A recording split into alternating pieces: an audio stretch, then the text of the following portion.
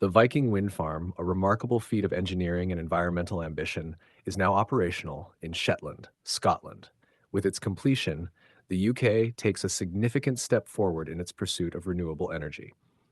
The 103 turbine project, capable of generating 443 megawatts of electricity, has been hailed as a landmark achievement in the country's energy transition, symbolizing both the potential of renewable resources and the complexities that accompany such ambitious undertakings. Located in one of the windiest regions in the UK, Shetland provides ideal conditions for wind energy generation. Quick reminder for those who haven't subscribed to our channel, please do so to stay updated on such insightful content and help us reach our goal of 30,000 subscribers by the end of this month. Your support means a lot. The winds that sweep across these remote islands are some of the most powerful in Europe, making Shetland an optimal location for a large-scale wind farm. Viking's 103 turbines, standing as towering sentinels across the landscape, harness this natural resource to generate enough electricity to power nearly 500,000 homes. This development brings the UK's combined onshore and offshore wind capacity to an impressive 30 gigawatts GW, a capacity sufficient to power 26 million homes and reduce carbon emissions by more than 35 million tons annually. The wind farm's completion represents more than just an engineering achievement. It is a critical step in the UK's efforts to decarbonize its energy system, a goal that has taken on increasing urgency in recent years as the effects of climate change become more pronounced. The UK government has made it clear that renewable energy, including wind, hydrogen, and carbon capture projects, is central to its strategy for achieving net zero emissions by 2050. But while Viking and similar projects are vital components of this strategy, they also raise important questions about the balance between environmental progress and local impacts. For many Shetlanders, the Viking Wind Farm brings a mix of hope and concern. On the one hand, the project is seen as part of a larger push to make the UK a global leader in green energy, reducing reliance on fossil fuels and securing long-term energy sustainability. Energy Secretary Ed Miliband has emphasized that the Viking Wind Farm will provide cheap, homegrown energy to hundreds of thousands of homes, not only in Shetland, but across the country.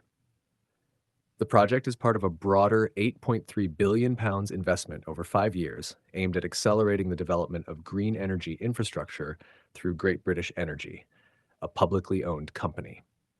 However, the local response to the project has not been uniformly positive. Some Shetland residents have voiced concerns about the visual impact of the turbines, which they fear will disrupt the natural beauty of the islands and negatively affect tourism. The towering structures, visible for miles, have altered the landscape in a way that some believe is incompatible with the serene, untouched nature of the islands. There is also concern about the environmental impact on the peat bogs where the wind farm was constructed. These peatlands are considered vital carbon sinks, and their disruption could potentially release stored carbon back into the atmosphere, undermining the environmental benefits of the project. Moreover, while the Viking Wind Farm is set to generate vast amounts of electricity, many Shetlanders remain skeptical about whether they will directly benefit from the project. Despite the promise of green energy, some local politicians have raised concerns that Shetland's residents may see little relief from the high energy costs that plague the islands. According to Maraig Lyle, chair of the Environment and Transport Committee of Shetland Islands Council, annual household energy bills in Shetland have often been more than double the UK's national average. She argues that the Viking project has shown little sign of bringing down these costs, and residents are left wondering how much they will truly benefit from the energy being generated in their own backyard. The economic benefits of the project have also been a point of contention. While the wind farm is expected to contribute to Scotland's broader economy, some Shetlanders feel that the economic gains may not be as significant for the local community as initially promised.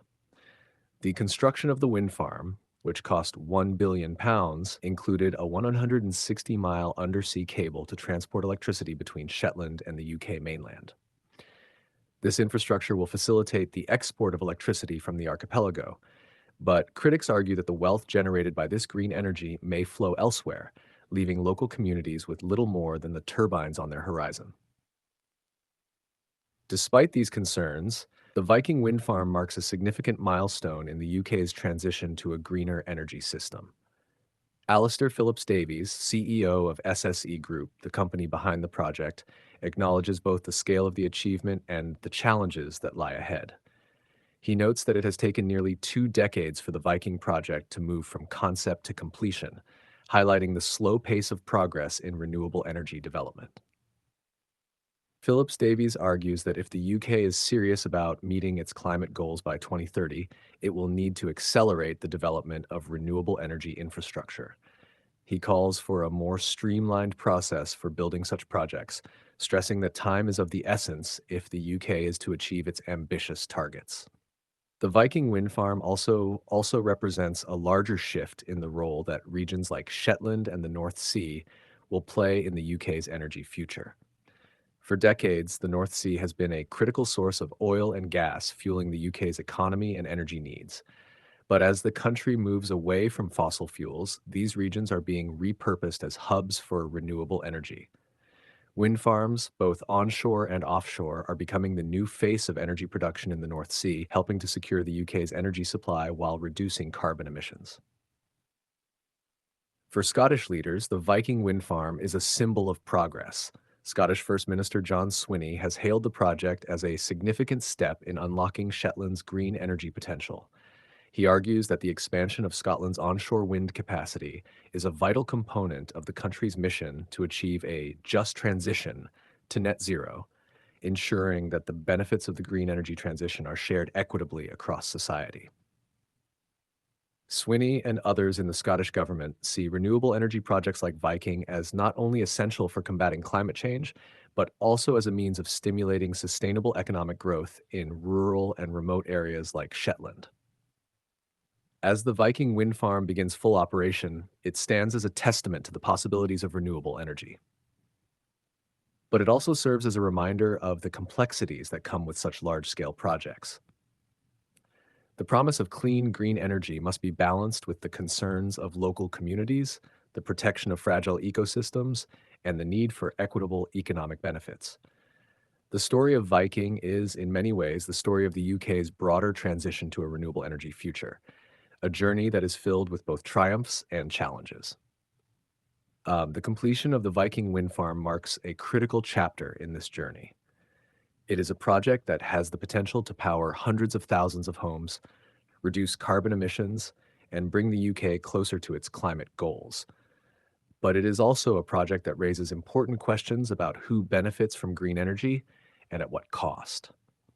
As the UK continues to build out its renewable energy infrastructure, these questions will become increasingly central to the national conversation about energy, the environment, and the future of rural communities like Shetland. In the years to come, the success of projects like Viking will be measured not only by the electricity they generate, but also by the extent to which they help create a more sustainable, equitable, and resilient energy system for all. If today is your first time watching this channel or you are returning to this channel for the exciting content, please subscribe to the channel for more educative and developmental projects across Ghana and Africa as a whole. Do you want to know about the state of a project in Africa? Then make sure to like and comment the name of the project you would like us to talk about and its current state.